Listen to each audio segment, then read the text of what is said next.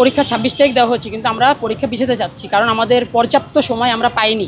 আমরা এর আগে আন্দোলনের ডাক দিয়েছি, আমরা সবাই একত্রিত হইনি, সেটা আমাদের ব্যর্থতা, কোনো একটা কারণে হতে পারিনি। যখন আন্দোলন ছিল তখন আর বন্যা ছিল, এগুলো মিলিয়ে আমাদের 2 মাসে একটা গ্যাপ পড়ে গিয়েছে। আর এখন দেশে করোনা ভাইরাস বেড়েই চলছে দিন দিন। তো এখানে আমরা চাচ্ছি না আমরা স্বাস্থ্য ঝুঁকি নিয়ে আমরা পরীক্ষা দিই।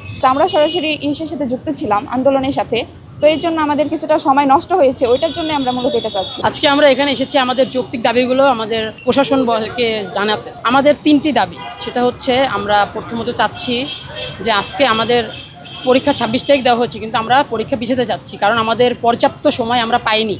সে কারণে আমরা পরীক্ষা পেছানোর জন্য দাবি নিয়ে এসেছি।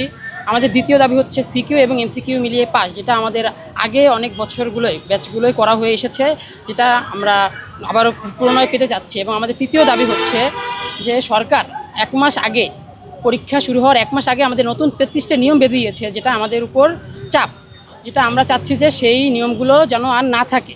সেটা কীভাবে আমরা বৈষম্যের শিকার হচ্ছি, কারণ আমাদের আগের ব্যাচগুলো যারা পরীক্ষা দিয়েছে তারা এরকমভাবে কোনো নতুন নিয়ম তৈরি করেনি। এবং যেহেতু 2027 সাল থেকে নতুন শিক্ষা তৈরি হচ্ছে, সেখানে আমাদের কেন এই 2025 সালে শেষ বৈষম্য শিকার করতে হবে, নতুন নিয়ম তৈরি করতে হবে, তাও পরীক্ষার 1 মাস আগে আমাদের, যেখানে মানসিক ভোগান্তি সৃষ্টি করতেছে এই 33টা দাবি দিয়ে। আমরা এর জন্য এখানে আজকে কর্মসূচি দিয়েছি। দেশ জুড়ে তোলপাড়, ওয়ালটন ফ্রিজ কিনে আপনিও হয়ে যেতে পারেন মিলেনিয়ার। এর আগে আমাদের আন্দোলনে ডাক দেওয়া হয়েছে, এটা হচ্ছে কি অন্য যারা কিছু ব্যক্তি আছে, যেটা আমরা জানতাম না, ফেসবুকের মাধ্যমে অনেকভাবে আন্দোলন তৈরি হয়েছিল।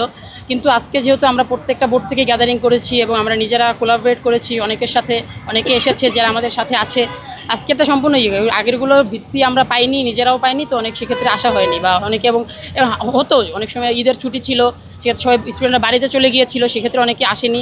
এসব কারণে আগেরবার স্টুডেন্ট আসতে পারেনি, কিন্তু এবার এরকম শিক্ষার্থীরা আসতেছে এবং অনেকে এখনও যাত্রাপথে আছে, আসতেছে। এই আন্দোলন যৌক্তিকতা আমাদের কাছে শতভাগ, আমরা শতভাগ দাবি এবং আমাদের যুক্তিগুলো আমাদের স্মারকলিপিতে তৈরি করেছি, যেগুলো আমরা জমা দেবো সচিবালয় বলেন, শিক্ষা মন্ত্রণালয় বলেন, সব জায়গায়, সেখানে আমাদের প্রত্যেকটা পয়েন্ট হিসেবে উল্লেখ করা আছে। আমরা মনে করি এগুলো একদম যৌক্তিক, কারণ আমাদের 3টা দাবি হচ্ছে। প্রথম দাবি হচ্ছে আমাদের পরীক্ষা অন্তত 2 মাস পেছানো, কারণ জুলাই গণ অভ্যুত্থানে অনেকে যুক্ত ছিলেন, অনেকে আহত হয়েছেন। আবার দেশ সংস্কারের কাজে অনেকে ট্রাফিকের কাজ করেছেন, পরিষ্কার পরিচ্ছন্নতার কাজ করেছেন। আবার এর মধ্যে চলে আসছিল বন্যাতে অনেকে ত্রাণ বিতরণ করেছেন, ত্রাণ সংগ্রহ করেছেন। আর আমাদের 2 নম্বর দাবি হচ্ছে এমসিকিউ এবং সিকিউ মিলিয়ে আমাদের পাস নির্ধারণ করা। আর তৃতীয় দাবি হচ্ছে আমাদের যে এইচএসসি 25 ব্যাচের জন্য 33টা দফা নতুন দেওয়া হয়েছে, সেটা এইবারই প্রথম। তো আমরা এটা নিয়ে অনেক মানসিক চাপে ভুগছি।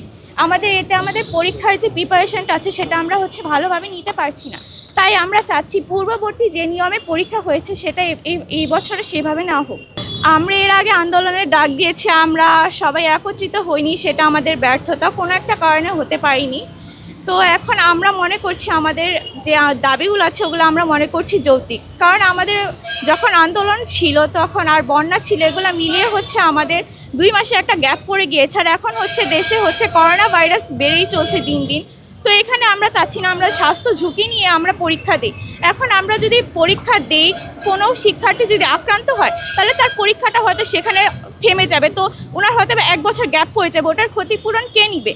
এখন আমরা শিক্ষা উপদেষ্টার কাছে প্রশ্ন রাখলাম যে আমাদের জীবন আগে নাকি পরীক্ষা আগে? তো আমাদের 3টাই দাবি, আমাদের এক্সামটা 2 থেকে 3 মাস পেছানো, আর আমাদের সিকিউ আর এমসিকিউ মিলে পাস, আর আমাদের 1 মাস আগে যে আমাদেরকে এই নিয়মগুলো দেওয়া হয়েছে এগুলো যাতে না দেওয়া।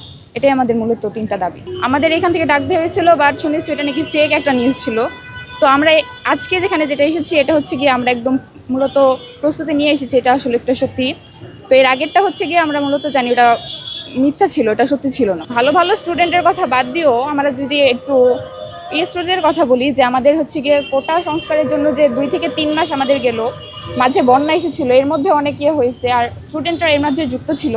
তো এর জন্য আমাদের কিছু ঘাটতি আছে। আমরা সরাসরি ইসের সাথে যুক্ত ছিলাম আন্দোলনের সাথে, তো এর জন্য আমাদের কিছুটা সময় নষ্ট হয়েছে, ওইটার জন্য আমরা মূলত এটা চাচ্ছি।